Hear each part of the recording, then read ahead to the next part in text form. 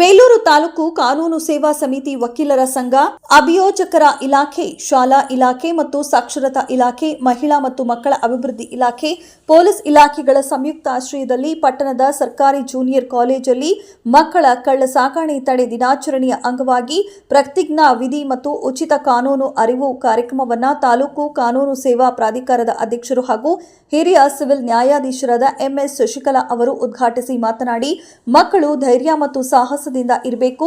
ಯಾವುದೇ ಅಪರಿಚಿತ ವ್ಯಕ್ತಿಗಳು ಯಾವುದೇ ರೀತಿ ಆಮಿಷಗಳನ್ನು ಒಡ್ಡಿದ್ರೂ ಸಹ ತಮ್ಮ ಮನಸ್ಸನ್ನ ಪರಿವರ್ತನೆ ಮಾಡಿಕೊಳ್ಳದೆ ತುಂಬಾ ಎಚ್ಚರಿಕೆಯಿಂದ ಇರಬೇಕು. ಮಕ್ಕಳ ಕಳ್ಳ ಸಾಗಣೆ ಇತ್ತೀಚೆಗೆ ದಿನಗಳಲ್ಲಿ ಹೆಚ್ಚಾಗಿದ್ದು, ಈ ಘಟನೆಗಳು ಅತಿ ಹೆಚ್ಚಾಗಿ ಬಡ ಕುಟುಂಬಗಳ ಮೇಲೆ ಹಾಗೂ ನಿರ್ಗತಿಕರ ಕುಟುಂಬ ವರ್ಗದವರಲ್ಲೇ ನಡೆಯುತ್ತಿರುವುದರಿಂದ ತಾವೆಲ್ಲ ಎಚ್ಚೆತ್ತುಕೊಳ್ಳಬೇಕಾಗಿದೆ.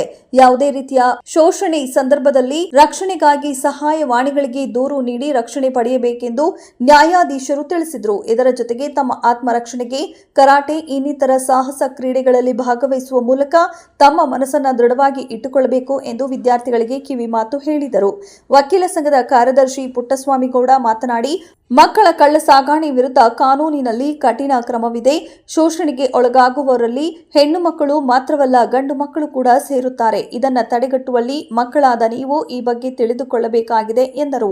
ಸರ್ಕಾರಿ ಅಭಿಯೋಜಕರಾದ ಶಶಿಕಲಾ ಮಾತನಾಡಿ, ಮಕ್ಕಳ ಕಳ್ಳ ಸಾಗಣೆ ವಿರುದ್ಧ ಕಾನೂನಿನಲ್ಲಿರುವ ಅವಕಾಶಗಳನ್ನು ವಿದ್ಯಾರ್ಥಿಗಳು ಧೈರ್ಯವಾಗಿ ಉಪಯೋಗಿಸಿಕೊಳ್ಳುವಂತೆ ಸಲಹೆ ನೀಡಿದರು. ನಂತರ ನ್ಯಾಯಾಧೀಶರು ವಿದ್ಯಾರ್ಥಿಗಳಿಗೆ ಪ್ರತಿಜ್ಞಾ ವಿಧಿ ಬೋಧಿಸಿದರು. ಲೈಂಗಿಕವಾಗಿ ಬಳಸ್ಕೊಳ್ಳೋದು, ಹುಡುಗಿರ್ನಾಗ್ಲಿ ಲೈಂಗಿಕ ಶೋಷಣೆಗೆ ಒಳಪಡಿಸೋದು ಇದು ಸಹ ಅಪರಾಧ. ಇದನ್ನೆಲ್ಲ ನಾವು ಹೇಗೆ ತಡೆಗಟ್ಟಬೇಕು? ನಿಮಗೆಲ್ಲ ಇದು ಅರಿವಿದೆ. ಅಂದ್ರೆ ಮಾನವ ಕಳ್ಳ ಸಾಗಾಣಿಕೆ ಅಂತ ಏನು ಅನ್ನೋದು ಅರಿವಿದೆ. ಆದ್ರೆ ಇದನ್ನ ತಡೆಗಟ್ಟೋದು ಹೇಗೆ ಅನ್ನೋದು ಏನಾರ ಅರಿವಿದ್ಯಾ? ನೀವು ಹೇಳಿದ್ರಿ 109 ಹೌದು, ಎಷ್ಟು ಜನ ನಮಗೂ ಅದಕ್ಕೂ ಸಂಬಂಧ ಇಲ್ಲ ಅಂತ. ಈಗ ನಾವೆಲ್ಲರೂ ಅದೇ ರೀತಿ ನಮಗೂ ಅದಕ್ಕೂ ಸಂಬಂಧ ಇಲ್ಲ ಅಂತ ಕೂತಾಗ ಮತ್ತೆ ನಾವು ಇದನ್ನ ತಡೆಗಟ್ಟೋದು ಹೇಗೆ? ಸಾರ್ವಜನಿಕರಾಗಿ ನಾವು ಮುಂದೆ ಬರಬೇಕು ಅಂತಲೂ ತಿಳ್ಕೊಂಡಿದ್ದೀರಿ. ಇವತ್ತು ಇದ್ರ ಬಗ್ಗೆ ಯಾರೇ ಆಗಲಿ ಅಕಸ್ಮಾತ್ ಇಂಥದ್ದೇನಾರ ಕಂಡು ಬಂದರೆ ದಯವಿಟ್ಟು ನೀವು ಹೇಳ್ದಂಗೆ ಹೆಲ್ಪ್ಲೈನ್ 109ಗೆ ಕರೆ ಮಾಡಿ, ಇಲ್ಲ ಸ್ಟೇಷನಿಗಾಗಲಿ ಅಥವಾ ನಿಮ್ಮ ಯಾರೇ ಆಗಲಿ ನಿಮ್ಮ ಶಾಲೆ ಶಿಕ್ಷಕರಿಗಾಗಲಿ ಅಥವಾ ಯಾವುದೇ ಆದ ಒಂದು ಕಚೇರಿ ಅಧಿಕಾರಿಗಳಿಗೆ ಬಂದು ಧೈರ್ಯವಾಗಿ ವಿಚಾರನ ತಿಳಿಸಿ ಅಂತ ಹೇಳ್ತಾ ಈ ವೇದಿಕೆಗೆ ವಂದಿಸ್ತಾ ನನ್ನ ಮಾತು ಮುಗಿಸ್ತೇನೆ. Thank you.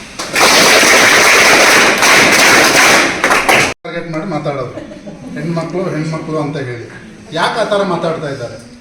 ಈಗ ನಮ್ಮ ಸಾಹೇಬರು ಮಾತಾಡಿದಾಗ ಸಂವಿಧಾನದ ಒಂದು ಅನುಚ್ಛೇದ ಹೇಳಿದ್ರು, ಎಷ್ಟೋ ಸಮಾನತೆ ಹಕ್ಕಿಗೆ ಇಲ್ಲಿ ಸೇರಿದ್ದೀವಿ ಅನ್ನೋದು ನಮ್ಮ ಸಾಹೇಬರು ತಿಳಿಸಿದ್ದಾರೆ.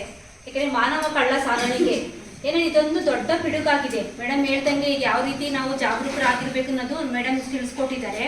ಅಂದ್ರೆ ಏನಂದ್ರೆ ಇದು ಮಾನವ ಕಳ್ಳ ಸಾಗಾಣಿಕೆ ಅಂತಂದ್ರೆ ಏನು ಅಂತಂದ್ರೆ ಒಬ್ಬ ವ್ಯಕ್ತಿಯ ಇಚ್ಛೆಗೆ ವಿರುದ್ಧವಾಗಿ ಒಂದು ಕಡೆಯಿಂದ ಮತ್ತೊಂದು ಕಡೆಗೆ ವ್ಯಕ್ತಿಗಳನ್ನ ಸಾಗಾಟನೆ ಮಾಡುವುದು, ಅಂದ್ರೆ ಶೋಷಣೆ ಮಾಡುವ ಉದ್ದೇಶದಿಂದ. ಶೋಷಣೆ ಮಾಡುವುದಂದ್ರೇನು? ಒಬ್ಬ ವ್ಯಕ್ತಿಯನ್ನ ಒಂದು ಕಡೆಯಿಂದ ಇನ್ನೊಂದು ಕಡೆಗೆ ಅಂದ್ರೆ